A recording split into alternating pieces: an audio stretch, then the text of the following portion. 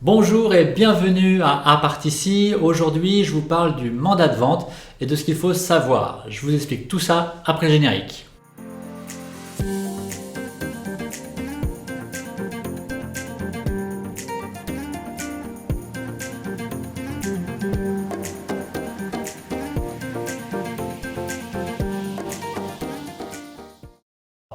Vous avez décidé de mettre en vente votre bien, vous avez préparé les documents nécessaires pour la signature du mandat. Si ce n'est pas encore fait, vous avez la vidéo de Cédric qui vous aide à compléter cette liste.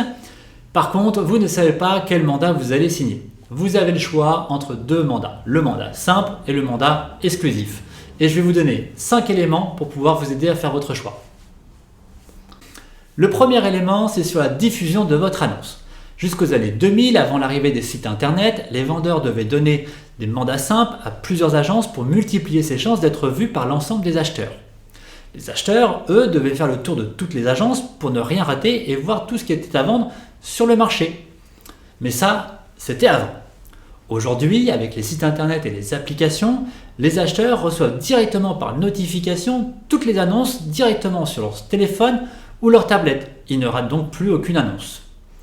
En donnant des mandats simples, vous ne multipliez pas vos chances, vous multipliez le nombre d'annonces qui vont apparaître sur les mêmes sites internet et qui vont être vues partout. Ce qui ne donne pas forcément une bonne image de votre bien.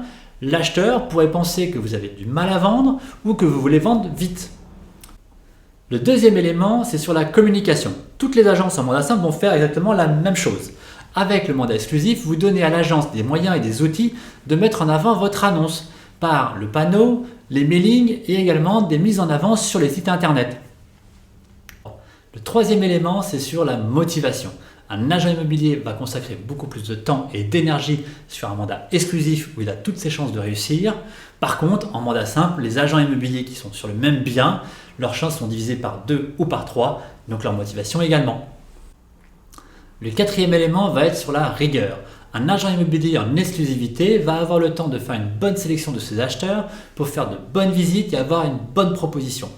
En mandat simple, les agents immobiliers vont prendre moins le temps de faire cette sélection pour ne rater personne, vont faire un maximum de visites pour éventuellement avoir des propositions. On multiplie la quantité, pas la qualité. Le cinquième élément, lui, est pratique.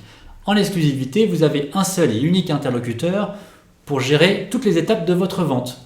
Avec le mandat simple, vous devez gérer plusieurs agences immobilières et faire circuler la même information plusieurs fois. Vous l'avez compris, avec le mandat exclusif, vous vous donnez un maximum de chances de vendre votre bien.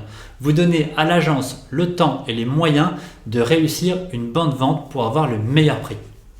Vous avez aimé cette vidéo, vous pouvez vous abonner à notre chaîne, mettre un commentaire si vous avez des questions. Vous pouvez nous suivre sur les réseaux sociaux et je vous invite à regarder les autres vidéos que l'on a réalisées où on vous explique étape par étape comment préparer et réaliser une bonne vente. Moi je vous dis à très bientôt.